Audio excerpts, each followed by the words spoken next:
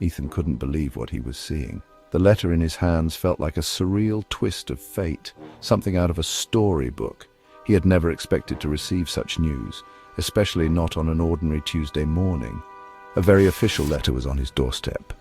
The envelope was thick, made of high-quality paper, and bore an elaborate seal that hinted at its importance. It wasn't the kind of mail one received every day. It said a faraway relative, his great-aunt Edith, someone he'd never even met, had died. The letter detailed her passing and mentioned an inheritance that seemed almost too good to be true. And guess what? He inherited her huge, creepy mansion, Blackwood Manor. The name itself sent chills down his spine, conjuring images of dark hallways and ghostly whispers. A shiver went down Ethan's back. He'd always been a rational man, but the thought of owning such a place filled him with an inexplicable dread. He'd heard spooky stories about Blackwood Manor, a big old house with a bad reputation, tales of hauntings, mysterious disappearances, and eerie sounds that echoed through the night. He tried to tell himself they were just stories, but a creepy feeling stayed with him. The logical part of his brain fought against the growing unease, but it was a losing battle. Something was pulling him towards the manor. It was as if an invisible force was guiding him, compelling him to uncover the secrets hidden within its walls. Ethan packed his bags, feeling more and more scared with every shirt and sock he put in. Each item he packed felt like a step closer to an unknown destiny, one that he wasn't sure he was ready to face. The trip to Blackwood Manor was long and hard. The journey seemed to stretch on forever, with each passing mile adding to his growing sense of foreboding. As Ethan's train went through the countryside, everything outside looked darker and gloomier. The once familiar landscape now seemed alien and threatening, as if the very earth was warning him to turn back. He felt like something bad was going to happen. The sense of impending doom was almost palpable, hanging over him like a dark cloud. What was waiting for him at the end of his trip? The question gnawed at him, each possible answer more terrifying than the last. He was afraid the answer was hidden deep inside Blackwood Manor, a place everyone said was full of darkness and sadness. The mansion loomed in his mind, a symbol of everything unknown and frightening. Ethan held the letter tight, his knuckles turning white. The paper crinkled under his grip, a tangible connection to the reality he was about to face. He couldn't go back now. The path was set, and despite his fears, he knew he had to see it through. The answers, whatever they might be, awaited him at Blackwood Manor. A thick fog was everywhere as Ethan's carriage went down a lonely road. The mist was so dense that it seemed to swallow the carriage whole, making it difficult to see more than a few feet ahead. The wheels creaked and groaned as they rolled over the uneven cobblestones, adding to the eerie atmosphere. Ethan peered out of the window, trying to make out any familiar landmarks, but the fog obscured everything. It was as if the world had been reduced to just him and the carriage, moving through an endless sea of grey. Blackwood Manor was in the distance, a dark shape against the grey sky. Its towering spires and Gothic architecture loomed ominously, casting long shadows that seemed to stretch out and touch the edges of the fog. The manor had an air of desolation, as if it had been abandoned for centuries, yet it stood defiantly against the encroaching mist. Ethan couldn't help but feel a shiver run down his spine as he gazed upon it, wondering what secrets it held within its walls. The driver, an old man with a wrinkled face, talked about the manor's scary reputation. His voice was low and gravelly, filled with the weight of countless stories and legends. "They say the manor's cursed," he muttered, his eyes never leaving the road ahead. "Strange things happen there, things that can't be explained. People go in, but they don't come out the same. Caretaker, they say the manor's cursed, kid." The old man's words hung in the air, heavy with foreboding. "I've seen it myself," he continued, his voice barely above a whisper. "People who were once full of life, now just empty shells. It's like the manor takes something from them, something vital." Lots of people who went in never came out the same. The stories were always the same, people entering the manor with hope and curiosity, only to leave with fear and despair etched into their faces. The villagers spoke of ghostly apparitions, strange noises, and an overwhelming sense of dread that permeated the very air around the manor. "Ethan, I tried not to listen, but the driver's words stuck with me like the fog. No matter how hard I tried to shake them off, they lingered in my mind, gnawing at my resolve. I couldn't help but wonder if there was any truth to the tales, or if they were just the product of overactive imaginations and old superstitions. The carriage stopped in front of rusty iron gates. The gates were tall and imposing, their iron bars twisted and corroded with age. They creaked loudly as they swung open, revealing a long, overgrown driveway that led to the manor. The fog seemed to cling to the gates, as if reluctant to let Ethan pass. The manor was at the end of a long, overgrown driveway, its windows dark and empty. The driveway was lined with gnarled trees, their branches reaching out like skeletal hands. Weeds and vines had overtaken the path, making it difficult to see where the driveway ended and the manor began. The windows of the manor were like dark, empty eyes, staring out into the fog with a cold, unfeeling gaze. Ethan got out of the carriage into a spooky silence. The air was thick with an eerie stillness, broken only by the distant call of a lone crow. The fog wrapped around him like a shroud, muffling his footsteps as he made his way towards the manor. Each step felt like a journey into the unknown, filled with uncertainty and trepidation. The only sound was the wind blowing through the creepy trees. The wind whispered through the branches, creating a haunting melody that sent chills down Ethan's spine. It was as if the trees themselves were trying to warn him, their skeletal limbs swaying and creaking in the breeze. He felt like a cold hand grabbed his heart as he walked to the front door. Each step was a struggle, his heart pounding in his chest like a drum. The closer he got to the manor, the stronger the feeling of dread became, until it was almost overwhelming. It was as if the very air around the manor was charged with a malevolent energy, pressing down on him with an invisible force.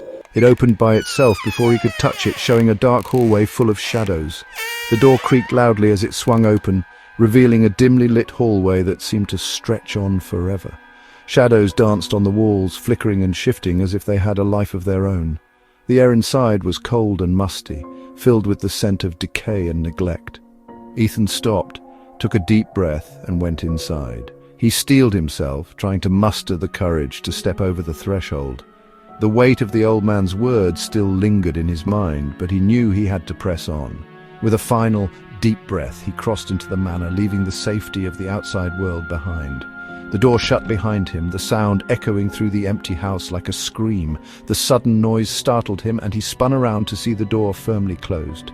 The echo reverberated through the empty halls, amplifying the sense of isolation and fear. It was as if the manor itself was welcoming him, sealing him inside its dark embrace. Dust floated in the little bit of light coming through dirty windows.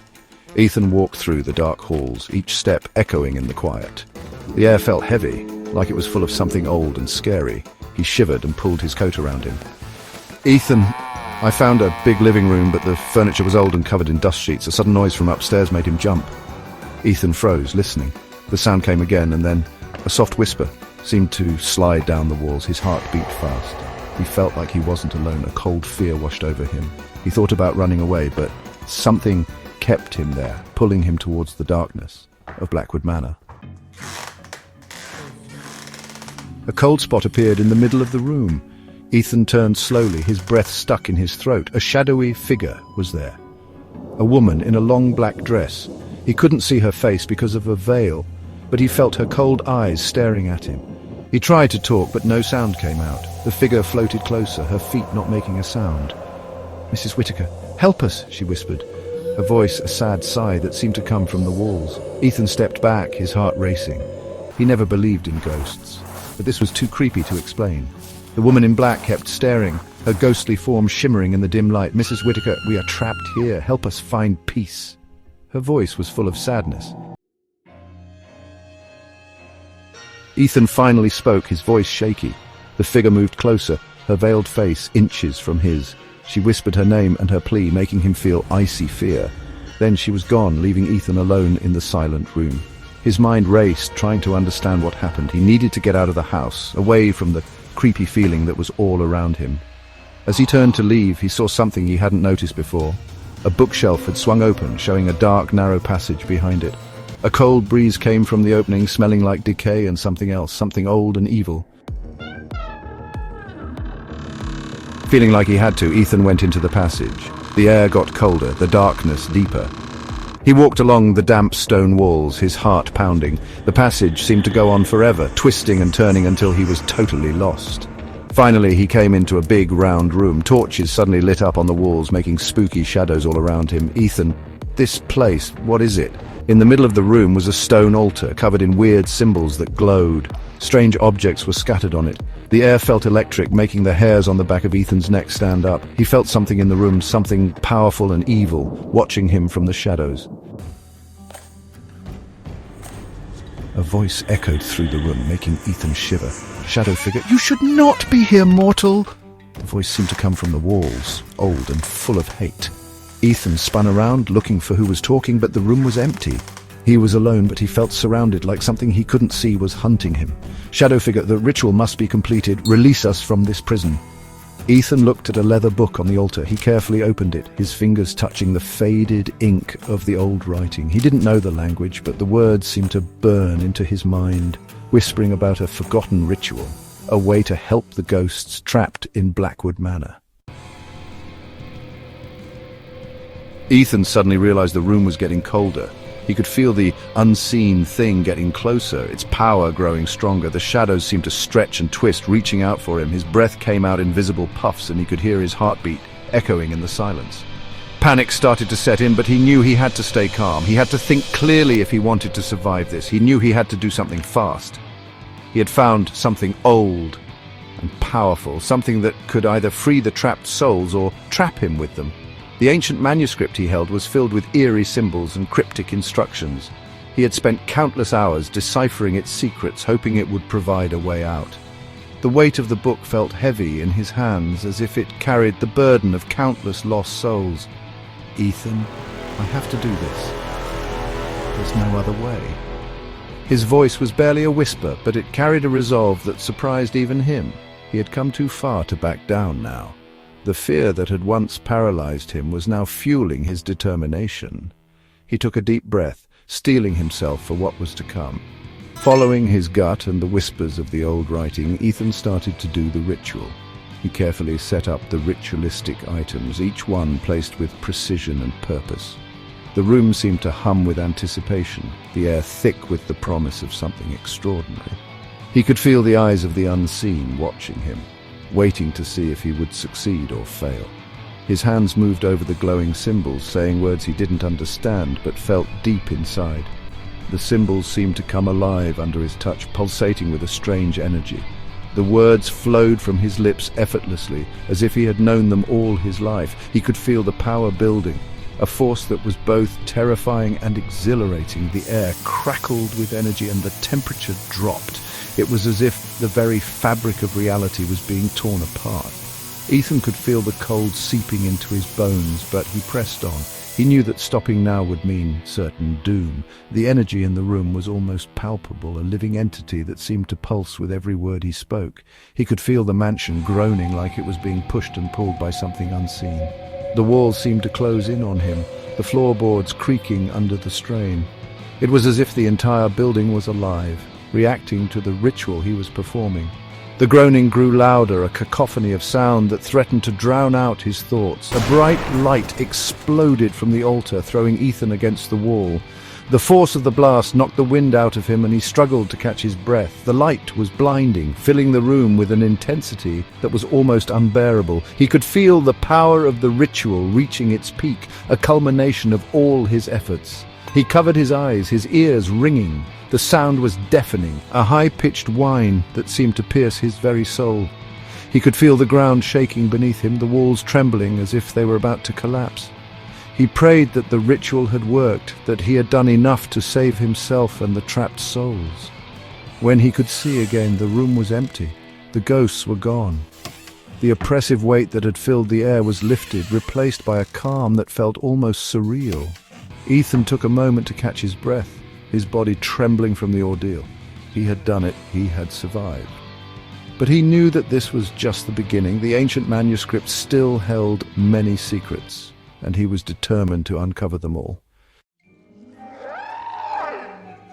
Ethan woke up suddenly, his heart pounding. He was on the floor of his apartment, the familiar place very different from the nightmare he just had.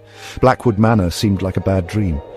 Was it all real? He sat up slowly, rubbing his head. He saw a small silver locket in his hand. He didn't remember taking it from the mansion. He opened it and his blood turned to ice. Ethan, Mrs. Whittaker. How? Inside was a tiny picture of Mrs. Whittaker, her eyes seeming to watch him. A cold shiver went down his spine as a low whisper echoed around him, a whisper that seemed to come from the air itself. Mrs. Whittaker, thank you. The voice sounded grateful, but also like a threat. Ethan realized something scary. Some shadows, once you touch them, can never really be left behind.